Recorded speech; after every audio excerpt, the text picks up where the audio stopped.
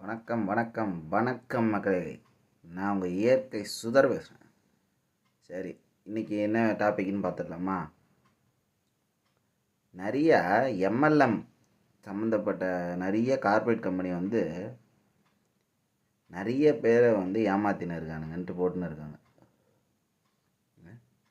இந்த trans India, அப்புறம் இந்த V3 ஆட்ஸு, இந்த மாதிரி எத்தனையோ கம்பெனிகள் மக்களை ஏமாத்தின்னு இருக்கு.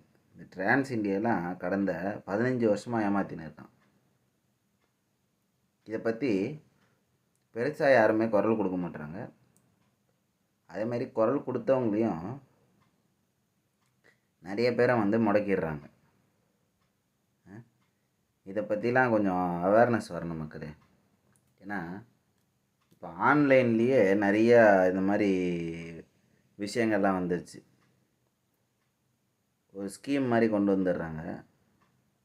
ஒரு வாட்டி 3000 ரூபா போடுங்க அப்படின்னு சொல்லிட்டு ஒரு நாளைக்கு 200 ரூபாய் வருது அப்படின்ற மாதிரி வித்ட்ராவல் பண்ணலாம் அப்படின்ற மாதிரி சொல்கிறாங்க.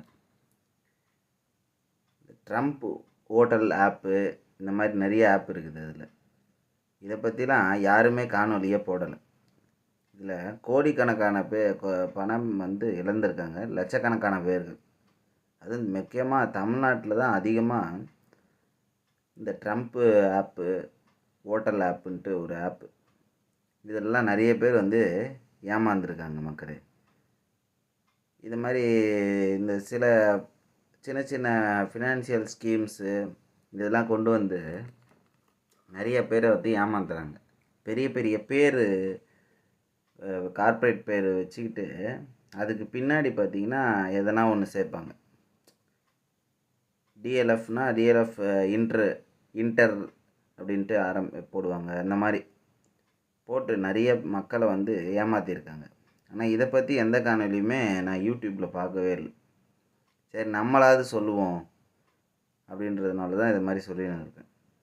உங்களோட கருத்துக்களை பதிவிடுங்க. யார் யார் என்னென்ன ஆச்சு, இந்த மாதிரி ஆப்பு என்னென்னலாம் இருக்குதுன்றத கொஞ்சம் கமெண்ட் செக்ஷனில் போட்டிங்கன்னா மற்றவங்க பார்க்கும்போது அந்த ஆப்லெலாம் போடாமல் கொஞ்சம் அவேர்னஸாக இருப்பாங்க. ஓகே ஓகே ஓகே ஓகே நன்றி.